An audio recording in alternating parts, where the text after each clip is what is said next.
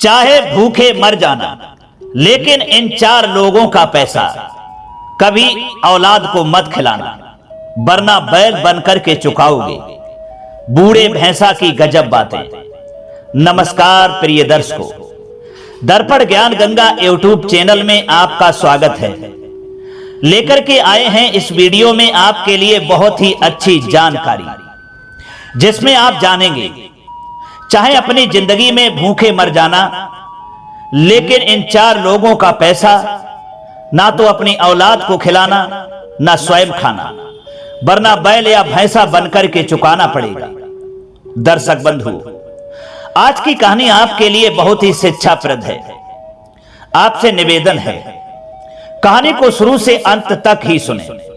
चलिए बंधु, शुरू करते हैं ये कहानी। बंधु, एक समय की बात है, किसी गांव में एक लाखा नाम का सेठ रहता था। वह बहुत ही धनवान था। उसके घर पर पैसों की कोई कमी नहीं थी। बहुत सारे नौकर चाकर उसके यहां काम करते थे। उस सेठ के पास इतना धन था कि वह लोगों के लिए ब्याज पर रुपया देता था। लेकिन उस सेठ का एक नियम था, कोई भी व्यक्ति कर्ज ले सकता था, और सेठ दो तरीका का कर्ज देता था। पहले तो इसी जन्म में चुकाने के लिए, और यदि इस जन्म में न दे पाओ तो अगले जन्म में चुकाने के लिए कर्ज देता था। कर्ज चाहे कोई भी ले जाए, अपना नाम पता लिखवाए और कर्ज ले जाए। अब तो दोस्तों, जिन लोगों के लिए पैसों की जरूरत होती थी तो वे सेठ के पास आ जाते और कर्ज के रूप में पैसे उधार ले जाते थे। कुछ लोग समझदार जो थे, वे तो इसी जन्म में देने के लिए कह करके कर्ज लेते थे, और जो बेईमान तरह के लोग थे, वे अगले जन्म के लिए कह करके अपना नाम पता लिखवाते और कर्जा ले जाते थे। बेईमान लोग सोचते, देखो भाई ये सेठ कितना मूर्ख है, अरे इस जन्म में तो रुपए कोई देना नहीं चाहता, और ये अगले जन्म में रुपए चुकाने को लेकर के लोगों को कर्जा दे रहा है। दर्शक बंधु, ये तो आप जानते ही हैं, इस दुनिया में कैसे कैसे लोग हैं। जिन लोगों को पता चल जाए कि अगले जन्म में पैसा चुकाने के लिए कर्ज मिल रहा है, तो वहां तो कर्ज लेने वालों की भीड़ ही लग जाएगी। इसी तरह से उस सेठ के यहां कर्ज लेने वालों की भीड़ लगी रहती थी। लोगों को लगता कि सेठ के पास बहुत सारा पैसा है, जो लोगों के लिए अगले जन्म तक भी पैसा चुकाने का कर्ज दे रहा है। अरे ये तो ये भी नहीं जानता कि इस दुनिया में चोर और बेईमानों की संख्या कितनी ज्यादा है। क्योंकि जो समझदार लोग थे, जब वे अपनी जरूरत के अनुसार सेठ के पास कर्ज लेने आते, तो वहां चोर और बेईमानियों की संख्या ज्यादा देखते थे। क्योंकि चोर और बेईमान जो लोग थे, वे तो ये सोचते थे, इस जन्म की तो पता नहीं, अगले जन्म की भला कौन जानता है, और ये सेठ तो महामूर्ख है, इससे पैसा ले लो और ऐसो आराम करो, अगले जन्म की किसको पता है।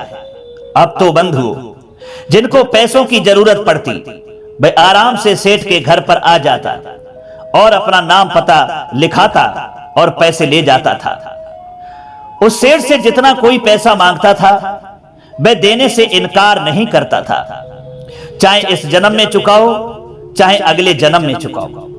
क्योंकि सेठ ने दो चार मुनीम इसी काम के लिए लगा रखे थे, और उनसे कह दिया था, हमारे द्वार पर जो भी कर्जा लेने के लिए आए, वह निराश नहीं जाना चाहिए, जितना पैसा मांगे उतना उसे दे देना।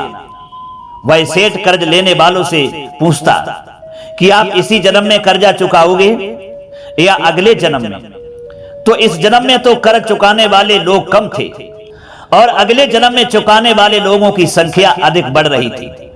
सेठ अपने रजिस्टर में उनका नाम पता लिखता और अगले जन्म के लिए पैसे उधार दे रहा था।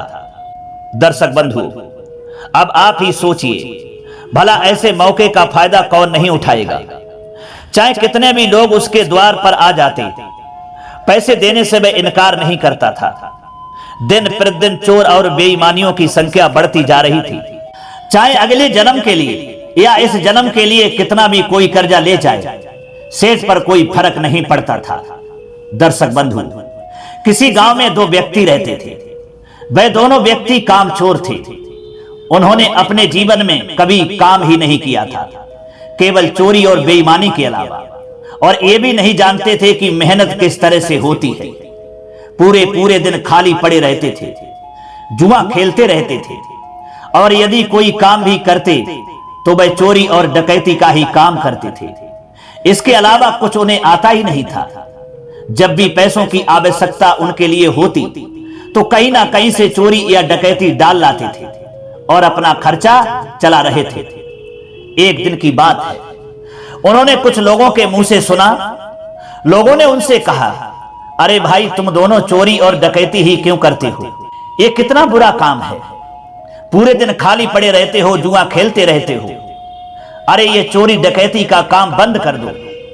शायद तुम नहीं जानते, यहां का जो सेठ है उसके पास बहुत सारा पैसा है, धन है। वह लोगों के लिए कर्जा देता है, और जानते हो कैसा कर्जा देता है? तब दोनों ने पूछा, बताइए कैसा कर्ज देता है? तब लोगों ने कहा, चाहे इस जन्म में चुकाओ, चाहे अगले जन्म में चुकाओ, इस तरह का सेठ कर्जा देता है।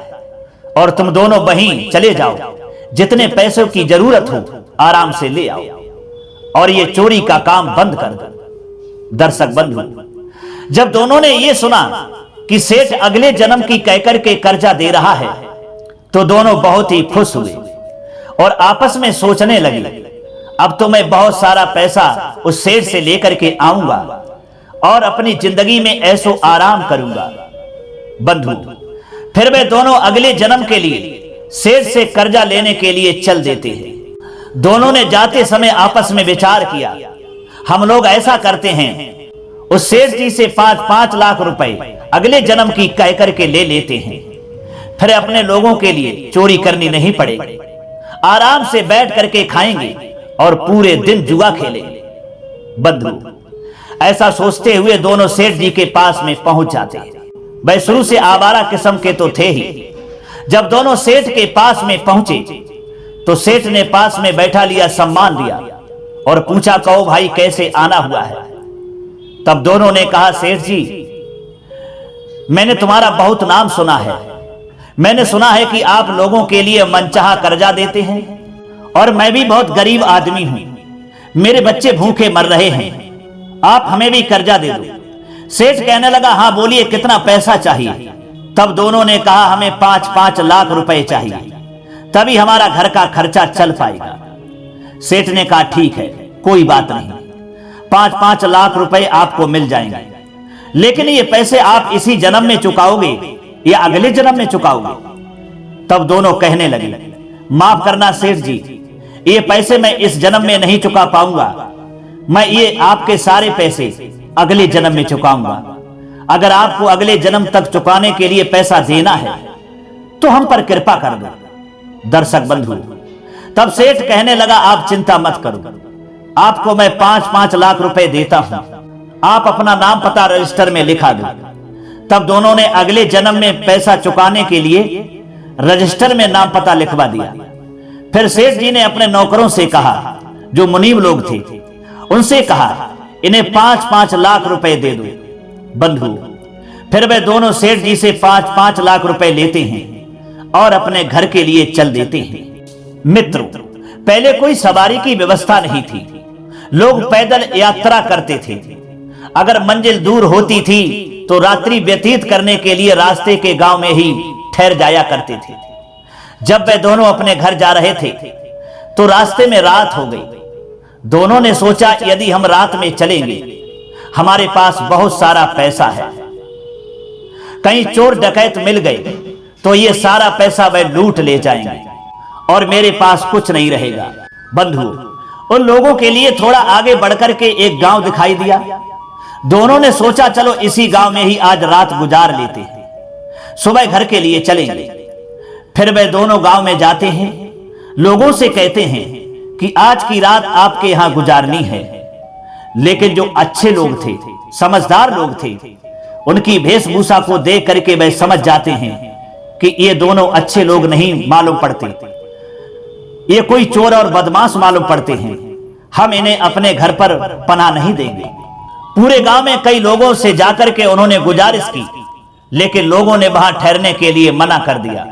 फिर दोनों और आगे चलते हैं, सोच रहे हैं कि अब क्या होगा, लेकिन आगे नहीं जाना है, यह रात तो यहीं गुजारनी है, क्योंकि आगे गए तो जंगल का रास्ता पड़ता है, वह हमारे लिए खतरे से खाली नहीं होगा। दर्शक बंधु, फिर वह जब गांव से बाहर निकल जाते हैं तो गांव के बाहर एक तेली का घर पड़ता है। दोनों ने सोचा चलो इसी घर में चलते हैं। वह दोनों तेली के घर पर गए। दरवाजा खटखटाया। तेली ने दरवाजा खोला। जब दोनों को सामने देखा तो पूछने लगा, आप कौन हैं, कहां से आए हैं, हमसे आपका क्या काम है? तब उन दोनों ने कहा, भाई साहब, हम अपने गांव जा रहे थे, आपके गांव में आते ही आते रात हो गई। मैं आपके यहां इस रात को गुजारना चाहता हूं, क्योंकि रात्रि में अब घर जाना खतरे से खाली नहीं होगा, इसलिए आपकी बहुत ही मेहरबानी होगी, आप अपने यहां एक रात गुजारने का अवसर प्रदान करें। दर्शक भाइयों, तब वह तेली जो था कहने लगा, क्षमा करना मेरे भाइयों, हमारे घर पर तो आप लोगों के लिए रुकने की कोई व्यवस्था नहीं हो सकती है, क्योंकि हमारे घर पर एक ही चारपाई है जिस पर हमारे बच्चे सो रहे हैं। हाँ, हमारे तबेले पर चले जाओ, वहां एक खाट पड़ी हुई है, उस पर जाकर के दोनों लोग लेट जाना और अपनी रात को गुजार लेना। दोनों ने कहा, आपका तबेला कौन सा है? तब तेली ने कहा, हमारे तबेले में एक बैल और एक भैंसा बंधा हुआ है, आप लोग जाओ, जिस तबेले में भैंसा और बैल दिखाई दे जाए उसी को हमारा तबेला समझ करके घुस जाना और वही अपनी रात को गुजार लेना, सुबह अपने घर चले जाना। बंधुओं, दोनों खुश हो गए और उस तेली के तबेले में पहुंच गए, जहां पर एक बैल और भैंसा बंधा हुआ था। वहां पर एक खाट दिखाई दी, उस पर जाकर के दोनों लेट गए। अब लेट तो गए, लेकिन उन दोनों के लिए नींद नहीं आ रही थी। दोनों सो नहीं रहे थे और कह रहे थे, हमारे पास बहुत सारा पैसा है, यदि हम दोनों लोग सो गए तो कोई हमारे ये पैसे चुरा ले जाएगा, इसलिए हम इस रात को सोएंगे नहीं, पूरी रात जाग करके ही अपने पैसों की रखवाली करेंगे।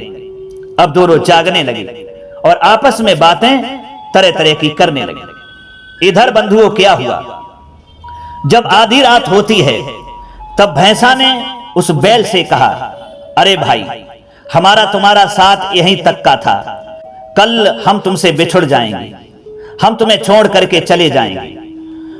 तब बैल ने पूछा, अरे भैंसा भाई, आप कैसी बातें कर रहे हो? अरे इतने दिनों तक हम और आप साथ रहे हैं, अब आप कैसी ऊट पटांग की बात कर रहे हो? आप हमें छोड़ करके नहीं जा सकते। तब उस भैंसे ने कहा, नहीं बैल भाई, तुम हमारी बात को सत्य मानो, मैं झूठ नहीं बोलता, हमारा तुम्हारा इतनी रात तक का ही साथ है, कल मैं आपको छोड़ करके चला जाऊंगा। बैल ने पूछा, क्यों भाई, आप ऐसा क्यों करेंगे? क्या मुझसे कोई अपराध बन गया है, या मैं आपको कोई दुख पहुंचाता हूं जो आप हमें छोड़ करके चले जाएंगे? तब भैंसा ने कहा, नहीं बैल भाई, ऐसी कोई बात नहीं है, यदि आप पूछना ही चाहते हो कि मैं कल क्यों चला जाऊंगा, तो इस रहस्य के बारे में मैं तुम्हें बताता हूं। मेरे दोस्त, ध्यान से सुनना। दर्शक भाइयों, भैंसा कहने लगा कि मैं इस तेली का पिछले जन्म का कर्जदार हूं, इसका मैं पिछले जन्म में कर्जा लिया था, उस जन्म में इसका कर्जा चुका नहीं पाया, सो इसलिए इस जन्म में भैंसा बन करके कर्जा चुकाने के लिए इसके घर पर आया हूं, जिसने आज मेरी मार मार करके हालत खराब कर दी है।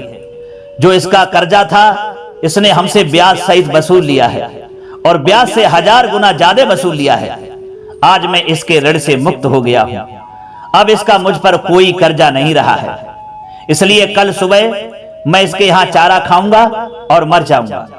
बंधु, तब बैल कहने लगा, दोस्त, तुम्हारी बात तो ठीक है, चलूंगा तो मैं भी तुम्हारे ही साथ, 4 घंटे और तुम रुक जाओ तो मैं भी इस तेली के कर्ज से मुक्त हो जाऊंगा, क्योंकि मैं भी पिछले जन्म में इससे कर्जा लिया था, मैं भी इसका कर्ज नहीं चुका पाया, इसलिए मुझे इसके यहां बैल बनना पड़ा। सुबह केवल एक गहानी इसके यहां सरसों पेरनी है और उसके बाद एक ग्राहक मुझे खरीदने के लिए आएगा और जितने पैसे इसके मुझ पर रह गए हैं उतने पैसे वह ग्राहक इसको दे देगा, मुझे खरीद करके यहां से ले जाएगा। और इस गांव से थोड़ी दूर चलने के बाद फिर मैं भी मर जाऊंगा और तुम्हारे साथ ही चलूंगा। जानते हो दोस्त, वह ग्राहक कौन होगा? वह एक कसाई होगा जो अपने यहां ले जाकर के मुझे काट डालेगा। बंधु, उन दोनों मित्रों ने जब ये सुना तो वे दंग रह गए। सोचने लगे चलो सुबह देखना चाहिए कि इनकी बात सत्य है या झूठ है। सुबह जब होता है वह तेली आता है और उसी भैंसे के लिए चारा डालता है। वह भैंसा जो है चारा को खा लेता है और चारा खाने के बाद में फिर वह मर जाता है। दोनों मित्र सोचने लगे बात तो सही है दोस्त, अरे रात में जैसा इस भैंसा ने कहा था वैसा ही हुआ। फिर दोनों ने सोचा चलो इस बैल की बात भी देख लेते हैं कि सत्य है या झूठ है। दर्शक भाई, कुछ देर के बाद में एक कसाई ग्राहक के रूम में आता है और वह तेली से कहता है आप अपने बैल को बेचोगे? तब वह तेली कहता है हाँ भाई मैं बेचूंगा, थोड़ा देर रुक जाओ, ये बैल हमारी इस कहानी को पेर दे। दोस्तों, वह बैल जो है कुछ देर के बाद में उस सरसों की घानी को पेर देता है। फिर वह तेली कहता है अब हमारे इस बैल को ले जाओ। भाई, वह कसाई उस तेली के लिए मुंह मांगी कीमत देता है और उस बैल को लेकर के अपने घर के लिए चल देता है। दोनों मित्र उसके पीछे पीछे चल देते हैं। थोड़ी दूर चलने के बाद में वह बैल भी अपनी दम तोड़ देता है, यानी मर जाता है। फिर निराश होकर के वह कसाई अपने घर चला जाता है। बंधु, दोनों मित्र ये देख करके घबरा जाते हैं। कहते हैं इन दोनों की बात तो सत्य हो गई। इन्होंने पिछले जन्म में कर्जा लिया था तो इस जन्म में इस तरह से इनको चुकाना पड़ा, और मैं भी अगले जन्म के लिए कर्जा ले रखा है। तो दोस्त, इसी तरह से हमको भी सेठ का कर्जा चुकाना पड़ेगा। अब कहीं मुझे बैल बनना पड़ेगा या भैंसा बनना पड़ेगा। इससे तो अच्छा है कि हम ये सेठ का कर्जा अर्थात ये 5-5 लाख रुपए जो लेकर के आए हैं, ये हमें उस सेठ को तुरंत वापस कर देना चाहिए। इसी में भलाई है, नहीं तो मुझे इसी तरह से इस कर्जा का भुगतान करना पड़ेगा। दर्शक बंधु, फिर वे दोनों मित्र उस सेठ के 5-5 लाख रुपए वापस करने के लिए सेठ के यहां चले जाते हैं। कुछ समय के बाद में सेठ के घर पर पहुंच गए। सेठ ने जब देखा तो पूछा अरे भाई क्या हुआ, क्या इतने पैसे आपको कम पड़ गए हैं क्या, और लेना है? तब दोनों मित्रों ने कहा नहीं सेठ जी, अब हमें और आपका कर्जा नहीं लेना है। जो हम ये दोनों मित्र आपसे 5-5 लाख रुपए अगले जन्म में चुकाने के लिए लेकर के गए थे, वे पैसे हम आपको वापस करने के लिए आए हैं। आप वापस कर लीजिए और अपने रजिस्टर से मेरा नाम काट दीजिए। तब सेठ कहने लगा नहीं, ऐसा नहीं हो सकता, आप ये पैसे हमें अगले जन्म में ही देना, ये कर्जा आप अगले जन्म में ही चुकाना, तभी ये पैसे वापस होंगे। अब मैं ये पैसे वापस नहीं करूंगा। दोनों मित्रों ने फिर कहा कि देखिए सेठ जी, मैं आपसे गुजारिश करता हूं और मन्नत भी मांगता हूं कि आप ये अपना पैसा वापस कर लो। मुझे अब इन पैसों की जरूरत नहीं है, मेरा काम कहीं और से चल गया है, मैं अगले जन्म में यातनाएं नहीं झेलना चाहता हूं। तब सेठ ने कहा आप हमारी बात को समझें, मैं ये पैसा अब वापस नहीं कर सकता, ये आपका पैसा अगले जन्म में ही वापस होगा। दर्शक भाइयों, उन दोनों मित्रों ने सेठ से बहुत विनती की, लेकिन सेठ ने वे पैसे वापस नहीं की। अब बेचारे दोनों ही हैरान हो गए, आपस में विचार करने लगे अब क्या करें। उसके बाद दोनों मित्र वे पैसे लेकर के वहां से आगे के लिए चल देते हैं और जंगल में आ जाते हैं। जंगल में एक चौराहा था, जिस चौराहे से बहुत सारे यात्री आया जाया करते थे। उसी चौराहे के पास में एक पेड़ था। उस पेड़ के नीचे वे दोनों बैठ जाते हैं और अपना माथा पीट करके एक दूसरे से कहने लगते हैं ये मैंने कैसी आफत मोल ले ली है, लगता है अब सेठ का कर्जा अगले जन्म में ही बैल और कुत्ता बन करके चुकाना पड़ेगा। दोनों मित्र बहुत ही परेशान थे। थोड़ी देर के बाद में उन दोनों के लिए एक युक्ति सूझती है। दोनों विचार करते हैं क्यों ना अब इन्हीं पैसों का हम इसी चौराहे के पास में एक तालाब खुदवा दें। ऐसे तो सेठ रुपए वापस नहीं करेगा, और तालाब खुदवा करके सेठ का ही नाम डलवा देते हैं।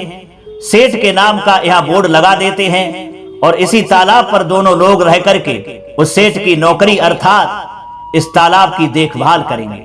और जो भी इस तालाब में अपने जानवरों को अर्थात खुद पानी पीने के लिए आएगा तो हम उसे पानी नहीं पीने देंगे। जब लोग पूछेंगे कि ऐसा क्यों करते हो, तब हम सेठ को बदनाम करेंगे। दर्शक बंधु, वही हुआ। वे दोनों पड़ोस के गांव में जाते हैं और तालाब खुदवाने के लिए कुछ मजदूर लेकर के आ जाते हैं। फिर तालाब की खुदाई का कार्य शुरू करवा देते हैं। कुछ दिन में मजदूर तालाब को खोद डालते हैं। फिर वही दोनों उस तालाब को पक्का करवा देते हैं। चढ़ने उतरने के लिए पक्की सीढ़ियां भी बनवा देते हैं, जिससे चढ़ने उतरने वालों को कोई परेशानी ना हो। और उस तालाब के किनारे बैठने के लिए पक्की कुर्सियां भी बनवा देते हैं। चारों ओर वृक्ष भी लगवा देते हैं। फिर वे दोनों मित्र उसी तालाब के एक कोने पर एक कमरा भी बनवा लेते हैं और दोनों उसी में रहने लगते हैं। तालाब की देखभाल करने लगते हैं। एक बोर्ड बनवाते हैं, उस पर लाखा सेठ का नाम लिखवा देते हैं, जिस पर लिखा होता है इस तालाब के निर्माणकर्ता लाखा सेठ जी हैं। बंधु, फिर कुछ दिनों के बाद में बारिश का महीना आता है। बारिश शुरू होती है और जब बारिश शुरू हुई तो जंगल का पानी, उस चौराहे का पानी उस तालाब में इकट्ठा हो जाता है। पहले तो पानी गंदा होता है। जब बारिश खत्म हो जाती है, कुछ समय के बाद में गंदी मिट्टी नीचे बैठ जाती है और उस तालाब का पानी स्वच्छ हो जाता है। इधर बंधु, कुछ लोगों ने उस तालाब को जब देखा और उस बोर्ड को देखा जिस पर लाखा सेठ का नाम लिखा हुआ था, तो वह लोग आपस में विचार करते हैं, सेठ जी बहुत ही अच्छे इंसान हैं, जिन्होंने हम लोगों के लिए और हमारे जानवरों के लिए पानी पीने की दिक्कत ना हो, इसीलिए तो उन्होंने तालाब ये खुदवाया है। अब कल से हम अपने जानवरों को इसी तालाब में पानी पिलाने के लिए लाया करूंगा और खुद भी इसी तालाब में पानी आकर के पिया करूंगा। बंधु, अगला दिन जब होता है तो वे कई लोगों से कहते हैं कि आज उस तालाब पर ही चलेंगे जहां का पानी बहुत ही स्वच्छ है और उस तालाब का निर्माण हम लोगों के लिए लाखा सेठ ने करवाया है। वही हुआ। कुछ लोग अपने जानवरों को पानी पिलाने हेतु उसी तालाब के पास में आ जाते हैं और जैसे ही वे दोनों मित्र उन लोगों को देखते हैं तो वे वहां जाकर के पानी पीने से रोक देते हैं और कहते हैं कि आप लोग अपने जानवरों को यहां से वापस ले जाओ, मैं आपके जानवरों को पानी नहीं पीने दूंगा। लोगों ने पूछा, भाई ऐसा क्यों करते हो? अरे तालाब कुएं तो पानी पीने के लिए ही बनवाए जाते हैं।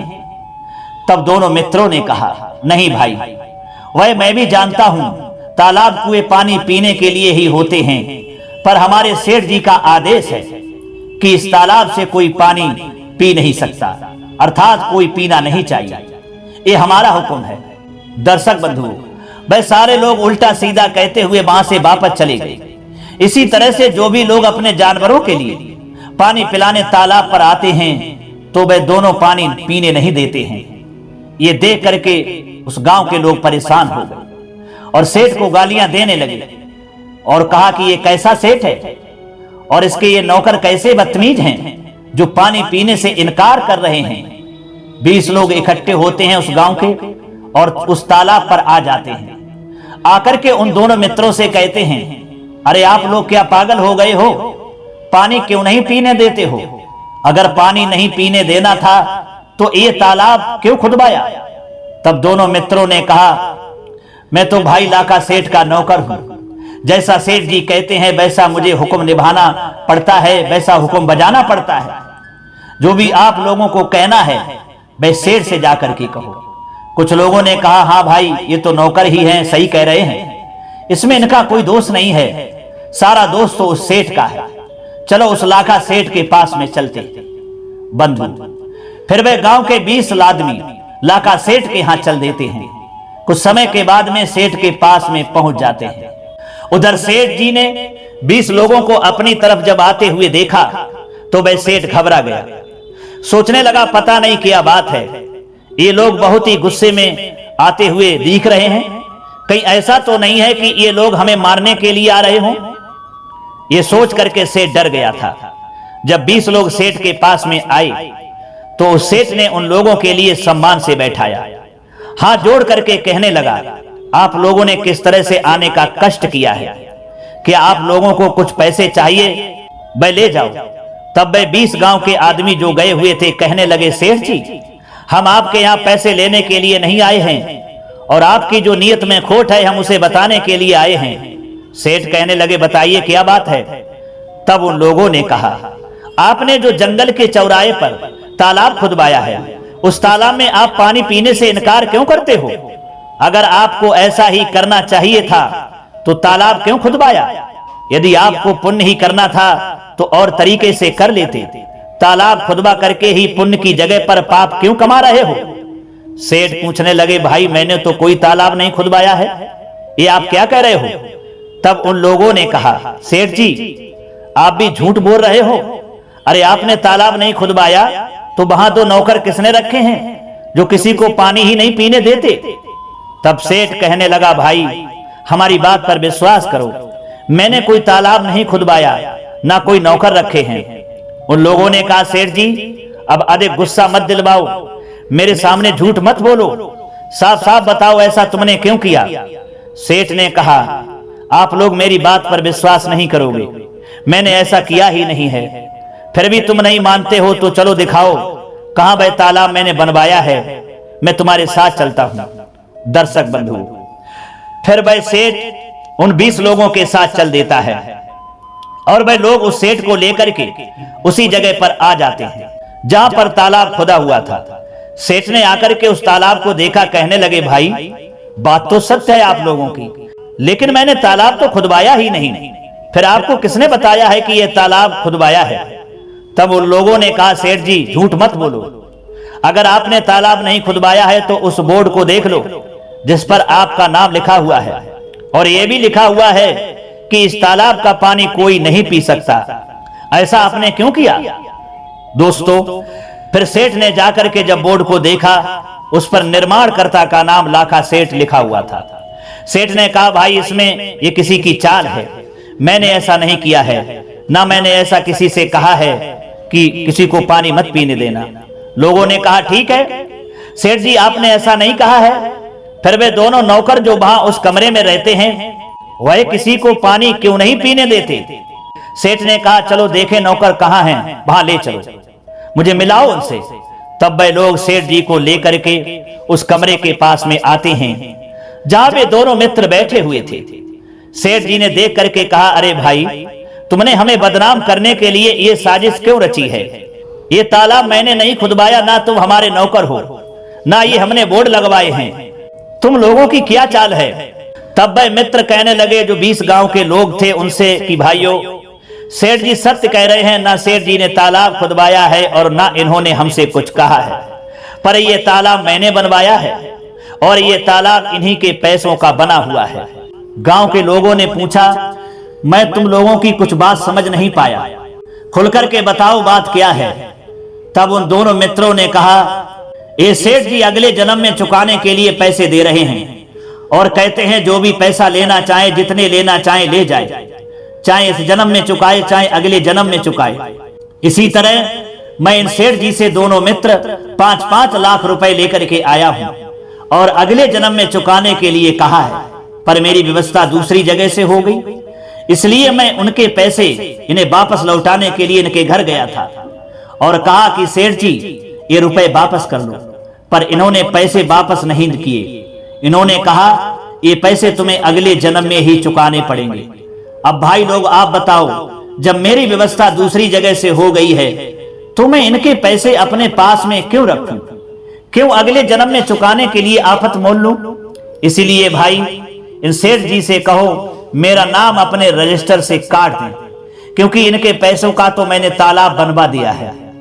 जब इन्होंने पैसे वापस नहीं लिए तब मैंने ये काम किया है। और रही पानी पीने की बात, भाई मैं इसलिए मना कर रहा हूं क्योंकि यदि मैं पानी नहीं पीने दूंगा तो इस पाप के भागीदार सेठ जी बनेंगे, क्योंकि ये तालाब इन्हीं के पैसों का तो बना है। फिर इनके लिए नरक की यातनाएं झेलनी पड़ेंगी, क्योंकि जिन लोगों के लिए मैं पानी नहीं पीने दूंगा वह लोग इन सेठ को गालियां देंगे, इन्हें पापी कहेंगे, धोखेबाज कहेंगे, जिसके कारण इन्हें भी अगले जन्म में इन पापों का भुगतान भुगतना पड़ेगा। इसलिए भाइयों मैंने ये काम किया है। मैं क्यों अगले जन्म में उनके पैसे चुकाने के लिए बैल बनूं, कुत्ता बनूं? इसीलिए अब इनको भी अगले जन्म में बैल और कुत्ता ही बनना पड़ेगा। मेरा निर्णय करवा दो और मेरा नाम इनके रजिस्टर से कटवा दो, फिर मैं इस जगह को छोड़ करके हमेशा के लिए चला जाऊंगा और आप लोग निश्चिंत होकर के इस तालाब में अपने जानवरों को पानी पिला सकते हैं। दर्शक बंधु, उन दोनों मित्रों की बात गांव के लोगों को अच्छी तरह से समझ में आ चुकी थी। तब गांव के लोगों ने सेठ जी से कहा, अरे सेठ जी, यदि नरक से बचना चाहते हो तो इन दोनों का नाम अपने रजिस्टर से काट दो, क्योंकि आपका पैसा इन्होंने नहीं खाया है। आपके पैसों का तालाब इन्होंने बनवा दिया है, निर्माण में लगा दिया है। यदि आप इनका नाम काट देंगे और इस तालाब में पानी पीने देंगे तो आप नरक की यात्राओं से बच जाएंगे और आपको स्वर्ग की प्राप्ति होगी। दर्शक बंधु, सेठ जी ने उन दोनों मित्रों से कहा, आप लोग बहुत ही चालाक आदमी हैं। आपने ऐसा षड्यंत्र रचा है जिसको देख करके मैं आप लोगों से बहुत ही खुश हुआ और आपने अपना नाम मेरे रजिस्टर से कटवाने के लिए मुझे मजबूर कर ही दिया है। अब तो मुझे काटना ही पड़ेगा। बंधु, फिर वह दोनों मित्रों को लेकर और गांव वालों को भी साथ ले जाता है। सबके सामने ही उन दोनों का नाम सेठ जी अपने रजिस्टर से काट देता है। फिर वे दोनों खुशी खुशी अपने घर चले जाते हैं और फिर वे चोरी डकैती का काम बंद कर देते हैं, मेहनत और मजदूरी करके अपना जीवन यापन करने लगते हैं। तो दर्शक बंधुओं, इस कहानी का यह उद्देश्य है कि यदि हम किसी का पैसा मुफ्त में खाते हैं तो किसी ना किसी रूप में हमको उसे चुकाना ही पड़ेगा। यदि हम किसी की बेईमानी करते हैं, पता नहीं भाई उसने धन कैसे कमाया होगा। यदि उसने धन अधर्म से कमाया होगा तो उस धन के पाप का भागीदार मुझे ही बनना पड़ेगा, क्योंकि कहते हैं अधर्म के कमाए हुए धन के पाप का भागीदार खाने वाला बनता है, क्योंकि बेईमानी का धन खाने वाला उसके पाप अपने सिर पर ले लेता है और उस धन का 1000 गुना हमें किसी ना किसी रूप में चुकाना पड़ता है। बंधुओं, यदि आप किसी से पैसा लेकर के और ये सोच करके बैठ जाएं कि ये पैसा मुझे देना नहीं पड़ेगा, तो ये आपकी बहुत लंबी भूल है। ये आप निश्चित मानो, वे पैसा आपको किसी ना किसी तरह से चुकाना ही पड़ेगा। अब चाहे बैल बन करके चुकाओ, चाहे भैंसा बन करके चुकाओ या कुत्ता बन करके चुकाओ, पैसा तो चुकाना ही पड़ेगा, क्योंकि परमात्मा की अदालत में कोई गलत काम नहीं होता है। ना वहां कोई रिश्वत चलती है और ना वहां कोई अन्याय होता है। उस अदालत में तो केवल न्याय ही होता है।